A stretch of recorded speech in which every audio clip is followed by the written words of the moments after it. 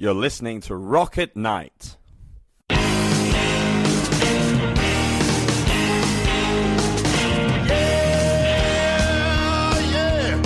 you ready?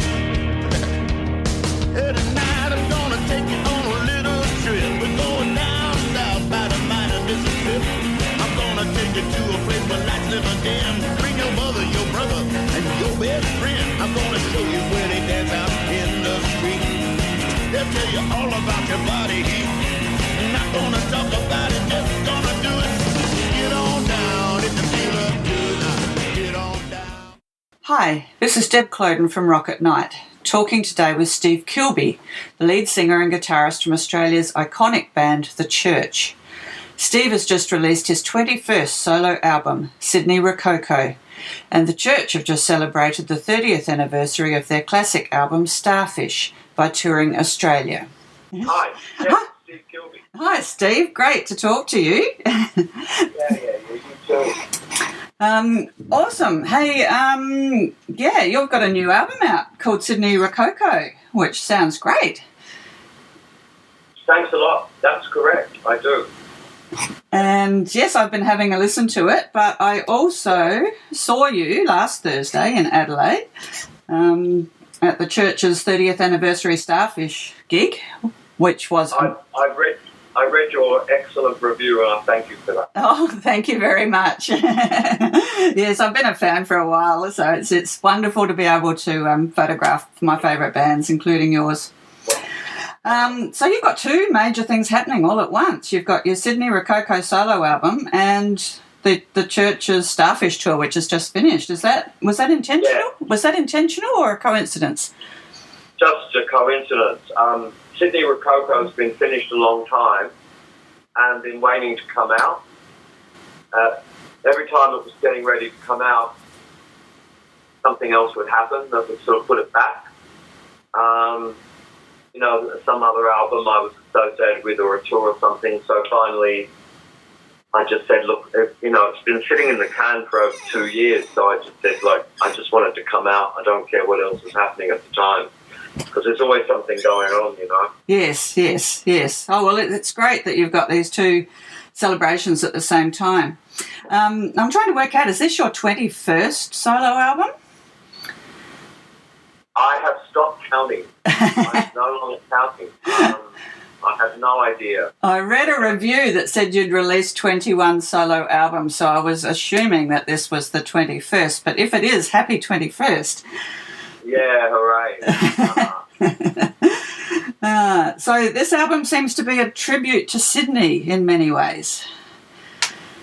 Is that correct? Yeah.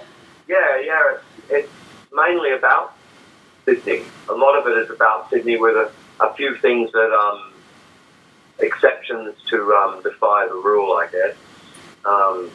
But mainly, it's sort of loosely, a lot of people have written albums about Berlin and New York and London, and I sort of thought time Sydney had its own album. Terrific. Yes, Sydney's a wonderful city. So there seems to be a lot of passion in your lyrics and in the music. Can you tell me a little bit more about where that comes from? What do you mean? What sort of passion? Well, I watched the video. I watched the video for Sydney Rococo. It's very thought-provoking and emotional, so I'm a little bit sad. I guess that's where I got that question from. I think everything I do is a bit sad. Sort of melancholy has always been my specialty, really. Oh, gosh. No, it has. That's what I explore. But melancholy is a wonderful thing, and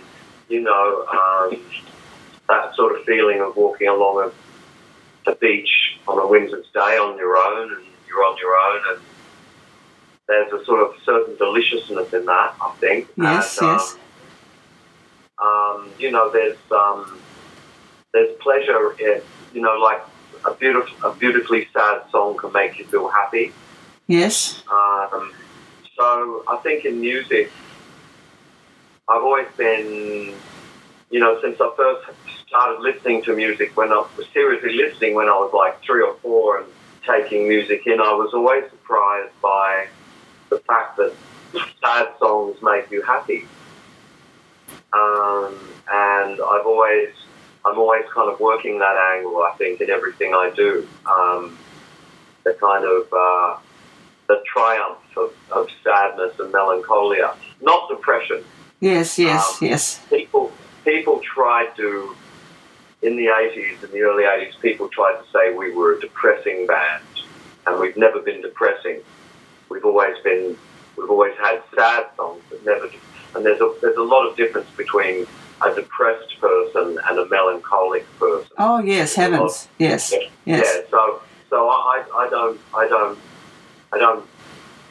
don't promote the virtues of depression, but I promote the virtues of melancholia. Yes, you certainly do. Yes, that was well said. The cover art for this album is beautiful and seems to have lots of symbols in it. Are you able to explain the meaning of some of these? I'm thinking about the striped snake, for example, and the flowers, the bird. The cover was painted by a friend of mine whose name is Gail Patocki, and for a while I had an art agent in America, and he was also managing Gail, and we met a few times. And we became really good friends. And she said she wanted to paint me. And I posed for her. And then I told her I'm doing this album called Sydney Rococo, and it's about Sydney. And I don't think she's ever been to Australia. So she pretty much had free hand. I imagine she's she's alluding to sea snakes and cassowaries and the exotic flora and fauna of Australia. Okay. I suppose that's what she's getting at. Yeah. Yeah. But I haven't really questioned her about that. But I think that's what it's supposed to be. Okay, so they weren't symbols that you asked to be included. No.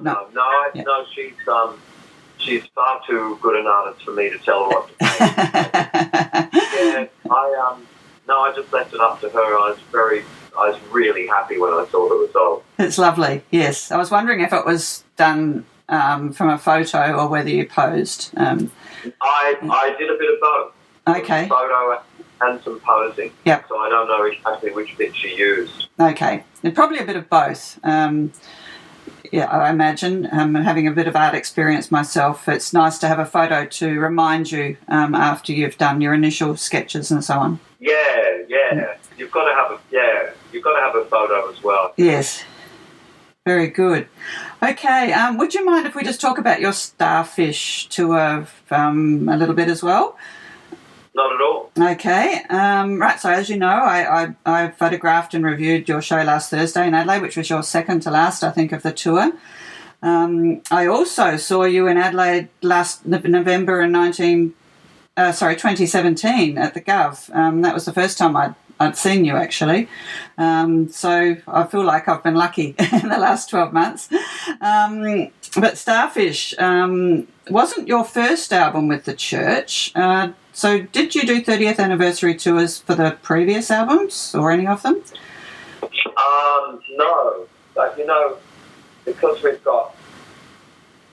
got 30 albums at least out there, the church, every year is an anniversary of some sort. Yes, true. It is. Yes, yes. Every year.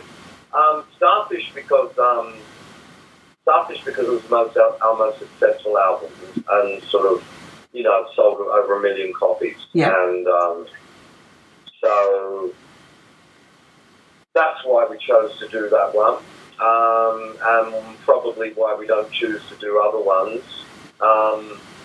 I'm looking forward to 2022 when we can do the 30th anniversary of Pre-Sequel Zora, because that's my favourite church album. Okay, why is that your favourite?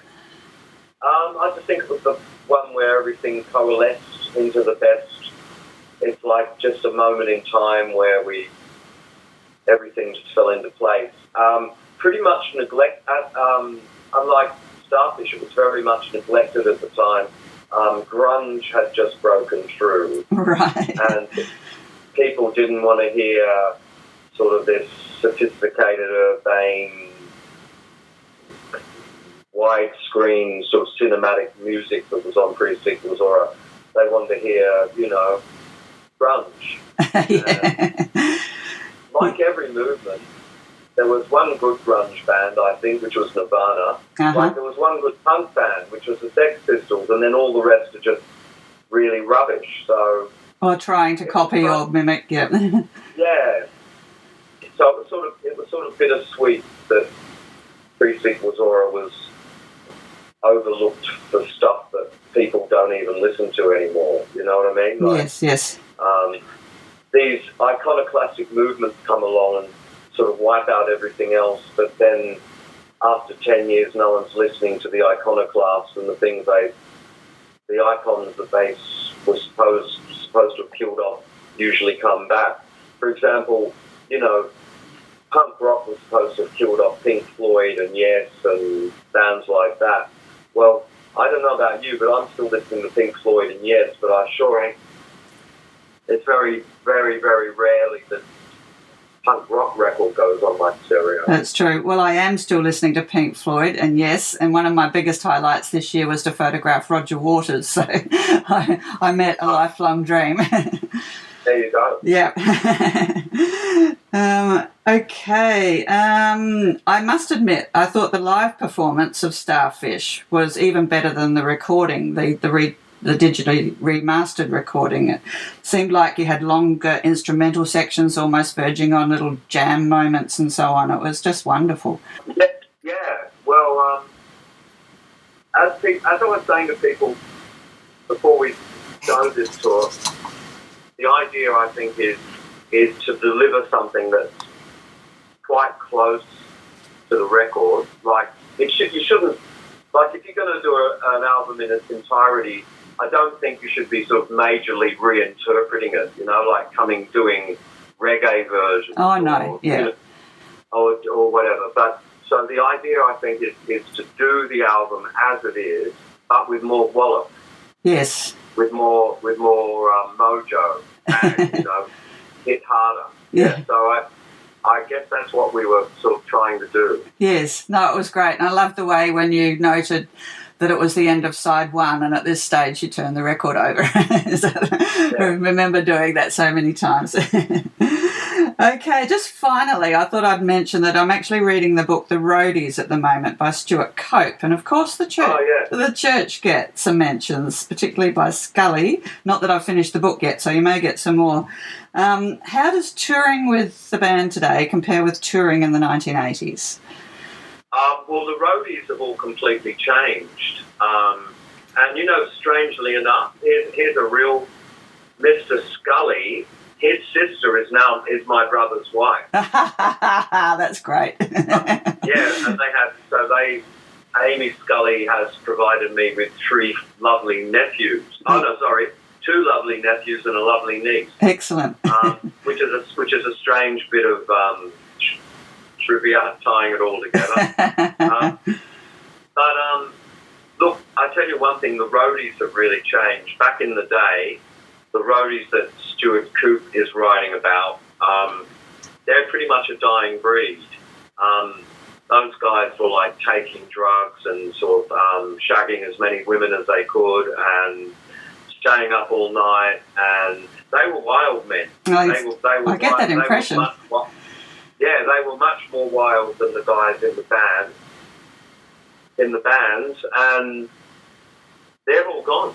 You don't find those guys anymore. They don't survive. All of our road crew are the most quiet, well-behaved, non-drug-taking, non-woman shagging geezers you could meet. Seriously. Well, times have changed, haven't they? Yeah. Oh, very good. Okay, well, finally, just wondering if you've got any other plans for an album with the church or a tour I know you've just finished one, but I don't know if you've got plans for another one or... I think we're going to go back to America next year. We're doing this, we've developed this idea of church convention, which we experimented with in London last year, where we hire a hall for 2 days and we still have solo shows and show our films and do different things play bits and pieces of different albums. So we're probably gonna take that to America, experiment with that and see how that goes. We're still sort of refining that, and maybe one day we'll bring that on in Australia as well. But yeah, we definitely got a lot of touring still to go before we finish. Excellent. It doesn't look like you're ready to stop, that's for sure. No. Definitely not. Yeah, very good. So will this be the first time, obviously probably not, that you've been to America? What's that? Have you been to America before? I'm guessing that you probably have. Oh, we've been touring. I've played more shows in America than anywhere else. I've been touring America for the last 35 years. Right. Yeah. So second home. Very good. Okay, well, thanks so much for giving me a little bit of your time today. Really appreciate it. Okay, it's been a pleasure talking to you. Bye. Bye-bye. Okay, bye-bye. You're listening to Rock at Night.